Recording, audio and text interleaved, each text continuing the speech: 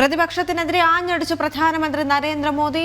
ജനം തള്ളിക്കളഞ്ഞവർ പാർലമെന്റ് തടസ്സപ്പെടുത്തുന്നതായി നരേന്ദ്രമോദി അറിയിച്ചു. സഭ തടസ്സപ്പെടുത്തുന്നവർക്ക് പിന്തുണയില്ലെന്നും അദ്ദേഹം പറഞ്ഞു.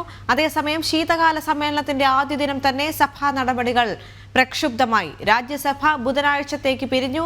ലോക്സഭ 12 മണിവരെ നിർത്തിവെച്ചു. വിവരങ്ങളുമായി ഗൗതം അനന്തനാരായണൻ ചേർന്നുണ്ട്. ഗൗതം, പ്രധാനമന്ത്രി നരേന്ദ്രമോദി ചില കാര്യങ്ങൾ എണ്ണി പറയുന്നുണ്ടായിരുന്നു. കാരണം ജനങ്ങൾക്ക് യാതൊരു ഉപയോഗം അല്ലെങ്കിൽ വികസനപരമായി ജനങ്ങളെ ഒരു രീതിയിലും സഹായിക്കാത്തവരാണ് ഇത്തരത്തിൽ സഭയിൽ അലങ്കോല പ്രവർത്തികൾ നടത്തി വരുന്നത് എന്നുകൂടി അദ്ദേഹം പറഞ്ഞു വെക്കുന്നുണ്ടോ? ദേവിക, പാർലമെന്റിന്റെ ശൈത്യകാല സമ്മേളനത്തിന് മുന്നോടിയായിട്ടാണ് പ്രധാനമന്ത്രി നരേന്ദ്രമോദി മാധ്യമങ്ങളോട് സംസാരിച്ചത്. അദ്ദേഹം ഈ ഘട്ടത്തിൽ പ്രതിപക്ഷ പാർട്ടികളെ രൂക്ഷ ഭാഷയിൽ വിമർശിച്ചു. പ്രത്യേകിച്ച് കോൺഗ്രസിനെ ഉന്നം വെച്ചായിരുന്നു പ്രധാനമന്ത്രിയുടെ വിമർശനം.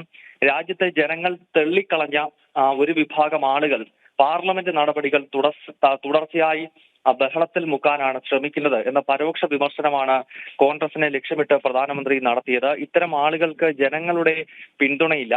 ഇത്തരത്തിൽ തുടർച്ചയായി സഭാ നടപടികൾ പ്രക്ഷുബ്ധമാകുന്നതിലൂടെ യുവ എംപിമാർക്ക് അവരുടെ അവസരങ്ങൾ നഷ്ടപ്പെടുകയും ഏറ്റവും കൂടുതൽ കഷ്ടതകൾ നേരിടുന്നത് ഇത്തരം എംപിമാരാണെന്നും പ്രധാനമന്ത്രി ചൂണ്ടിക്കാട്ടി. ഒപ്പം വികസിത ഭാരതവുമായി ബന്ധപ്പെട്ട പരാമർശങ്ങൾ അദ്ദേഹം നടത്തി. ലോകം മുഴുവൻ ഭാരതത്തിന്റെ വികസിത ഭാരതം എന്ന സങ്കല്പത്തെ ഉറ്റുനോക്കുകയാണ്. അതിനാൽ ഈ ശൈത്യകാല സമ്മേളനത്തിൽ രാജ്യത്തിന്റെ പുരോഗതിയുമായി ബന്ധപ്പെട്ട ചർച്ചകൾ നടത്തണം. ഭരണഘടനയുടെ 75ാം വാർഷികം കടന്നു പോകുന്ന ഘട്ടത്തിലാണ് ഈ ശൈത്യകാല സമ്മേളനം ചേരുന്നത്. അതിനാൽ ആ പ്രാധാന്യത്തോടുകൂടി ഈ സമ്മേളനത്തെ നോക്കിക്കാണണം എന്നാണ് പ്രധാനമന്ത്രി ചൂണ്ടിക്കാണിച്ചത്. അതേസമയം ആദ്യ ദിവസം തന്നെ ആ സഭാ നടപടികൾ സ്തംഭിച്ചിരിക്കുകയാണ്.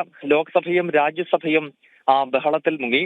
ലോക്സഭയും രാജ്യസഭയും രാവിലെ ചേർന്നത് അന്തരിച്ച മുൻ അംഗങ്ങൾക്ക് ആദരാഞ്ജലി അർപ്പിച്ചതിന് ശേഷം പിന്നീട് പ്രതിപക്ഷ ബഹളം ആരംഭിക്കുകയായിരുന്നു. ലോക്സഭ 12 മണിവരെ സ്പീക്കർ ഓം ബിർള നിർത്തിവെച്ചു. രാജ്യസഭ ബുധനാഴ്ചത്തേക്ക് പിരിഞ്ഞിരിക്കുകയാണ്. നാളെ സംയുക്ത സമ്മേളനമാണ് ചേരുന്നത്.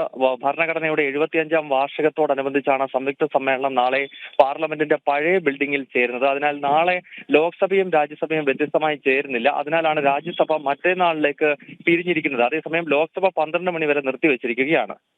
ശരി ഗൗതം.